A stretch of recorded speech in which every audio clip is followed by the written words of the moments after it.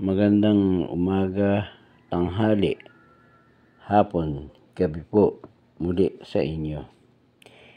Ito po muli si Ka Jesus.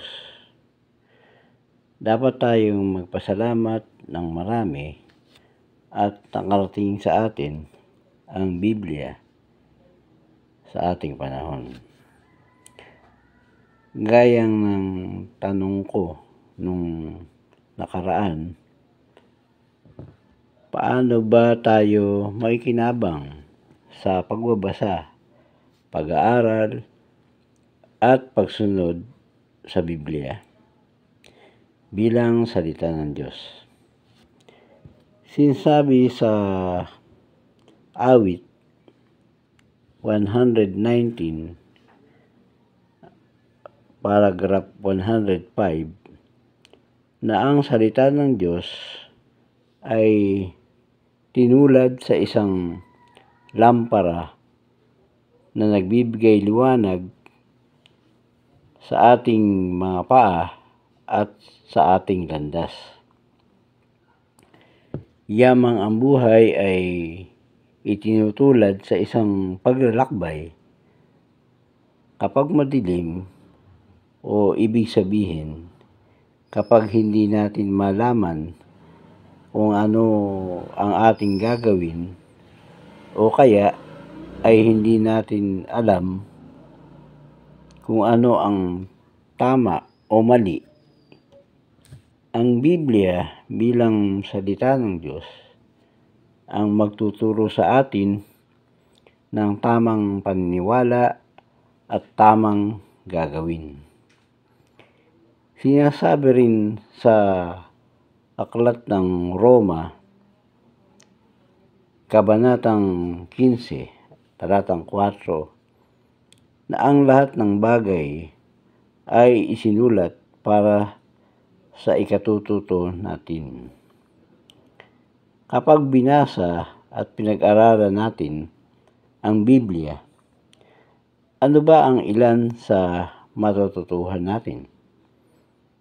Bueno, malalaman natin kung saan nanggaling ang lahat ng mga bagay, ang langit at ang lupa, ang mga puno at iba't ibang uri ng halaman at mga hayop. At lalo na, malalaman natin sa Biblia kung papaano nilalang ang mga unang tao, si Adan at si Eva. Gayon din, kung papaano sila nagkaroon ng kamatayan at napalayas sa paraiso o halamanan ng Eden. Ayon sa Genesis Kabanatang 1 hanggang Kabanatang 3, mababasa natin kung ano ang nangyari sa kanila. Pwede rin nating malaman sa Biblia kung ano naman ang mga ginawa ng mga lingkod ng Diyos, na gaya nina Abel, Enoch, Noe, Abraham, Isaac, Jacob, hanggang sa sila ay dumami at maging isang bayan, ang bansang Israel, na siyang itinuring ng Diyos bilang kanyang bayan. Nasa Biblia rin ang kasaysayan ni Jesus at ng kanyang mga alagad. Gayon din ang kanilang mga ginawa at ipinangaral. Ang iba pang pakinabang sa Biblia, kung atin itong pag-aaralan, ay ang nakasulat sa 2 Timoteo, Kabanatang 3, Talatang 16 at 17. Ang sabi rito, ang buong kasulatan ay mula sa Diyos at kapaki-pakinabang sa pagtuturo, pagsaway, pagtutuwid, at pagdisiplina ayon sa katwiran para ang lingkod ng Diyos ay maging lubos na may kakayahan at handang-handa para sa bawat mabuting gawa. Sinasabi rin sa awit 17, talatang 7, o awit 19, talatang 7, na ang kautusan ng Diyos ay perpekto, mapapagkatiwalaan, at nakakapagparunong sa walang karanasan. Kaya kapag sinunod natin ang mga utos, payo at prinsipyo na nasa Biblia, ay siguradong mapapabuti ang buhay natin at magiging maligaya tayo. Itinuturo rin ng Biblia kung ano ang mangyayari sa hinaharap. Ang nangyayaring mga digmaan, salot, at mga sakuna o mga tinatawag na natural disaster ay inihula ni Jesus may 2,000 taon na ngayon ang nakakaraan. Ayon ito sa Mateo 24, talatang 6 at 7. Inihula rin sa Biblia ang pangit na mga ugali ng mga tao sa mga huling araw na ito.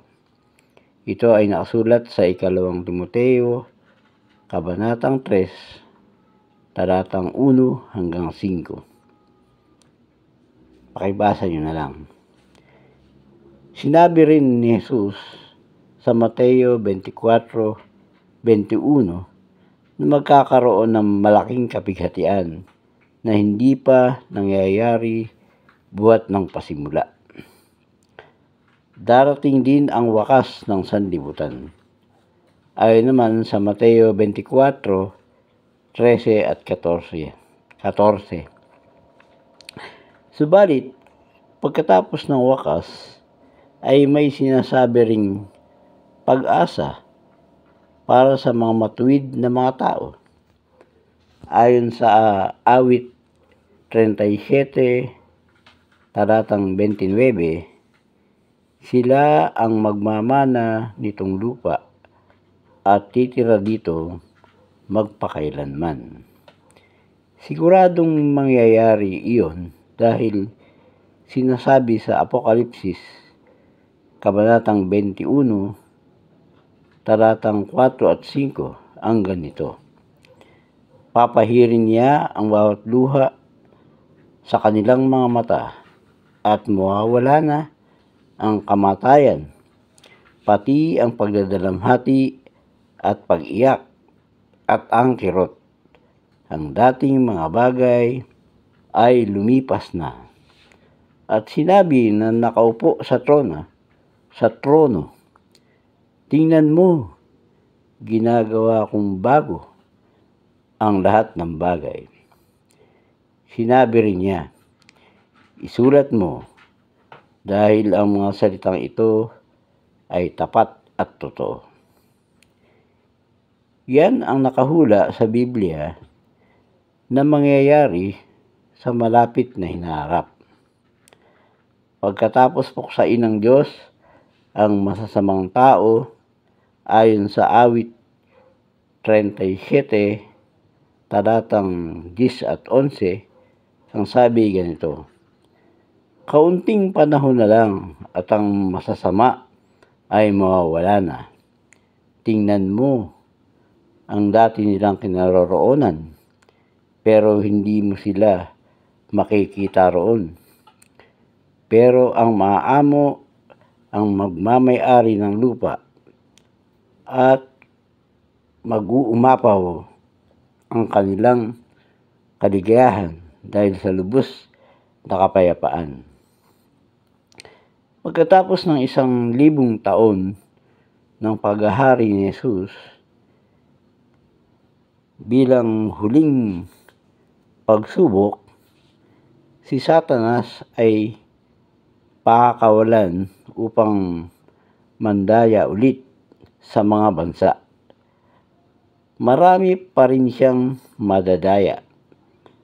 Ang lahat ng magiging tapat ay hindi na mamamatay.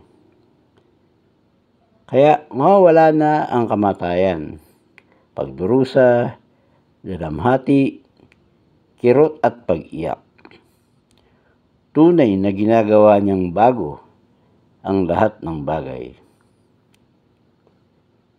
Yan ang pangako ng Diyos na inihahayag niya sa pamamagitan ng Biblia.